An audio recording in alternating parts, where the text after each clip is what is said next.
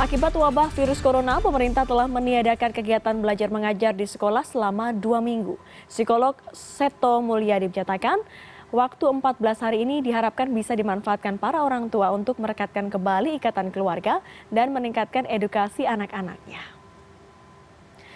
Dalam sambutan di Geraha BNPB pada Sabtu pagi, psikolog Seto Mulyadi mengajak para orang tua untuk memanfaatkan momentum belajar dari rumah sebagai waktu berharga merekatkan hubungan keluarga. Kebosanan yang bisa terjadi pada anak-anak dan anggota keluarga lainnya bisa disingkirkan dengan daya kreativitas. Para orang tua harus bisa mengarahkan anggota keluarga dalam kegiatan yang bertujuan menjaga keharmonisan. Memakai sabun hingga bersih semua, tetaplah belajar. Pentingnya menjaga energi positif saat masa karantina akan dibahas bersama psikolog Seto Mulyadi melalui sambungan telepon. Selamat sore Kak Seto. Halo, selamat sore Mbak Dea. Apa kabar? Baik, Kak Seto gimana? Apakah hari ini sehat? Alhamdulillah sangat-sangat sehat. Mbak Dea juga sehat kan? Iya, betul sekali. Saya sehat, tapi sebenarnya secara psikologi kayaknya saya agak stres Kak Seto. Walaupun saya memang belum berkeluarga, agak sedikit curhat. Ini saya yang belum berkeluarga maupun yang sudah berkeluarga ini sebenarnya sedang berusaha untuk memelihara hal-hal positif atau memelihara akal sehat dalam kehidupan kami di tengah pandemi COVID-19. Sebenarnya bagaimana apa yang terjadi dengan kami saat ini Kak Seto? Iya, itu saya kira lebih pada cara pandang saja. Cara pandang yang mungkin keliru. Yang tidak selalu berpikir positif. Jadi selalu negatif. Kalau ada apa-apa, aduh kenapa begini. Lalu membanding-bandingkan. Kita kadang-kadang lupa menemukan suatu kekuatan. Suatu hal yang positif. Suatu yang selama ini hilang. Begitu. Jadi bagi kita yang selalu optimis, yang selalu berpikir positif, kita selalu melihat apa sebetulnya kedahsyatan yang selama ini kita lupakan. Oh, ternyata adalah berada di tengah-tengah keluarga. Mungkin selama ini kita terlalu sibuk dengan tugas-tugas pekerjaan. Baiklah, melayani masyarakat dan sebagainya. Tapi kadang-kadang ada yang lupa. Kita lupa untuk melayani keluarga dengan lebih efektif, dengan lebih profesional. Kalau kita misalnya sebagai katakanlah wartawan, waktu ditanya, waktu membahas, wah bisa profesional sekali, serius. Tapi kadang-kadang ditanya putra-putri kita agak ogah-ogahan. Jadi ini hanya pada cara pandang saja. Jadi cara pandang melihat keluarga, melihat putra-putri, melihat istri tercinta atau suami tercinta itu seolah hanya dilihat titik lemahnya. Kita melupakan titik positif atau kuatnya. Saya kira itu sementara yang terjadi pada saat orang terperangkap dalam tanda kutip ya. Suatu ketentuan, keharusan atau keadaan yang harus selalu berada di rumah saja. Wah nggak bisa ke mall, wah nggak bisa pergi ke teman-teman, nggak bisa dan ini nonton dan sebagainya. Tapi pada saat kita mensyukuri dan kemudian berdialog, mendongeng untuk putra-putri kita, menyanyi bersama, bermain cerdas tangkas, mungkin ada kreativitas yang bisa dibangun bersama, menata almari yang selama ini berantakan atau kamar yang seperti kapal pecah dan sebagainya. Itu begitu dilakukan, aduh betapa indahnya kita berada dalam keluarga. Begitu Mbak Dea. Kak Seto, ini kan gempuran informasi yang begitu deras ya, dari sosial media, televisi, kemudian Twitter dan lain-lain ya, Instagram. Ini kan seperti mengurung kita dalam sebuah kerangka berpikir bahwa memang sebegitu mengerikannya yang namanya COVID-19. Sehingga ini selain mereka stres, bosan di rumah, ini juga adalah sosial media. Kira-kira bagaimana langkah bijak untuk bisa menggunakan sosial media yang baik dalam konteks pandemi COVID-19 ini, Kak Seto? Iya, sosial media tetap ada baiknya. Sama saja kita minum air, kan baik kan? Tapi kalau berlebihan, tidak ada kontrol, lama-lama juga perut menjadi kembung dan sebagainya, malah mengganggu. Sama saja, misalnya apa saja yang positif lah.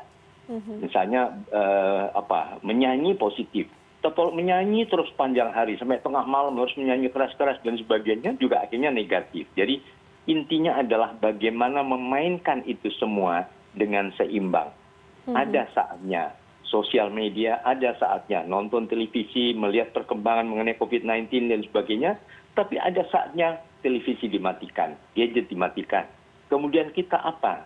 Rapat keluarga, mendongeng, mungkin melakukan permainan permainan tradisional zaman dulu, misalnya lompat engklek, gobak sodor dan sebagainya di dalam rumah bisa dilakukan. Dan ternyata pada waktu dipraktekkan ada sesuatu yang hilang yang kemudian kita temukan. Ternyata bahagia sekali bersama dengan tadi suami, istri tercinta, dengan putra-putri yang lucu-lucu, yang kadang-kadang ada nakalnya tapi nakal yang kreatif dan sebagainya. Saya kira itu yang harus dibangun dan ditemukan oleh setiap keluarga. Begitu Mbak Dea. Karena ada contoh kasus juga nih Kak Seto ini. Ini contoh kasusnya adalah konflik tidak hanya orang tua dengan anak, tapi juga antara suami dan istri. Ini mereka dilanda kebosanan. Kira-kira hal-hal manis apa yang bisa dikomunikasikan antara pasangan untuk bisa menjaga suasana keluarga ini semakin baik gitu di tengah kebosanan yang pasti tidak bisa kita hindari Kak Seto? Iya, ya itu tadi sekali lagi sebetulnya semua itu dikendalikan di mana? Di kepala kita, di otak kita. Semua bisa dikendalikan dengan cerdas. Perasaan-perasaan tadi. Perasaan bosan, perasaan aduh ini lagi dan sebagainya. Ya karena kita selalu membandingkan seolah-olah yang di luar lebih bagus dari yang ada di rumah. Kita lupa menggali yang lebih dalam dari potensi-potensi yang ada di rumah. Seorang suami misalnya bisa menggali ternyata istri tercinta ini bisa melahirkan berbagai resep-resep baru. Resep yang paling enak begitu dicoba ternyata diberikan kesempatan berkreativitas dengan masakan di dapur. Wah ada sayur corona misalnya. Nah kita lawan sayur corona ini dengan kita santap sampai habis misalnya. Jadi kreativitas itu yang selalu ditumbuhkan. Temukan kembali hal-hal yang selama hilang.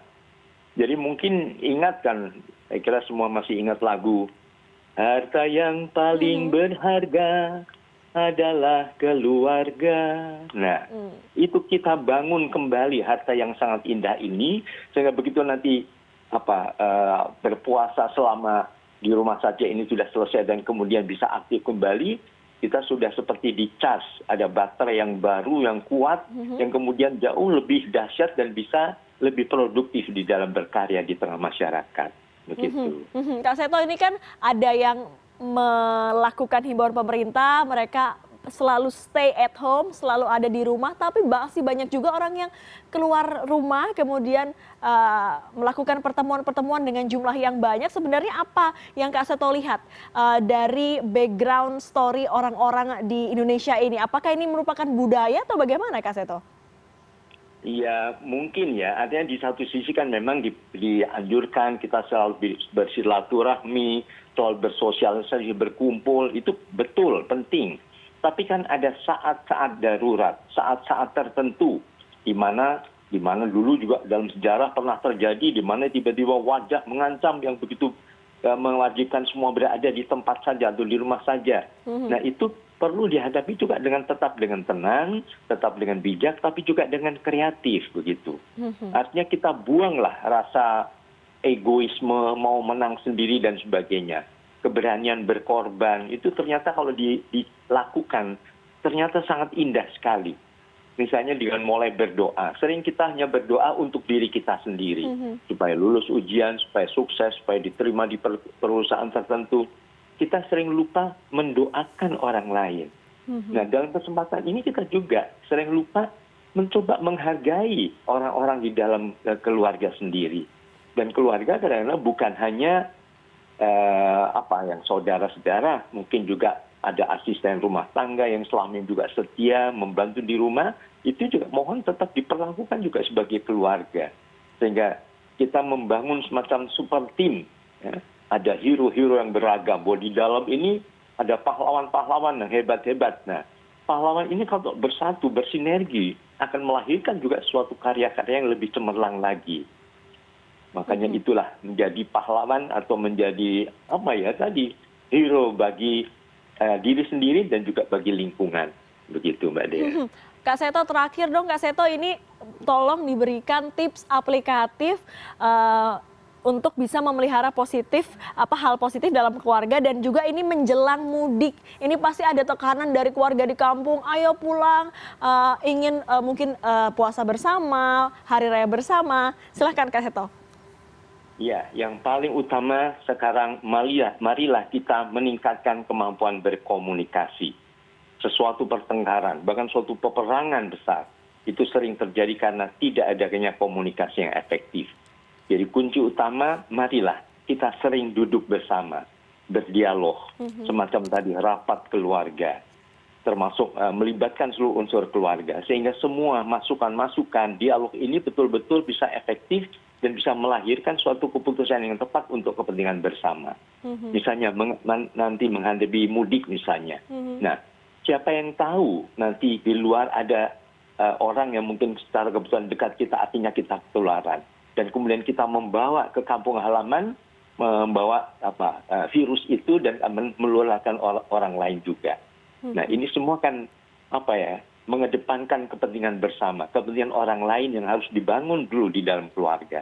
Tapi itu perlu dikomunikasikan juga dengan cara-cara yang lebih efektif. Nah, salah satunya mungkin tadi dengan mendongeng, menggambar, menyanyi, dan sebagainya. Kita ciptakan lagu-lagu yang kreatif, bagaimana melawan corona, bagaimana tetap indah di rumah saja sementara ini, dan sebagainya. Begitu Mbak Dea. Baik, artinya kuncinya adalah komunikasi yang baik, dialog yang baik antar anggota keluarga. Terima kasih Kak Seto Mulyadi telah bergabung bersama kami di CNN Indonesia Breaking News. Semoga Anda selalu sehat.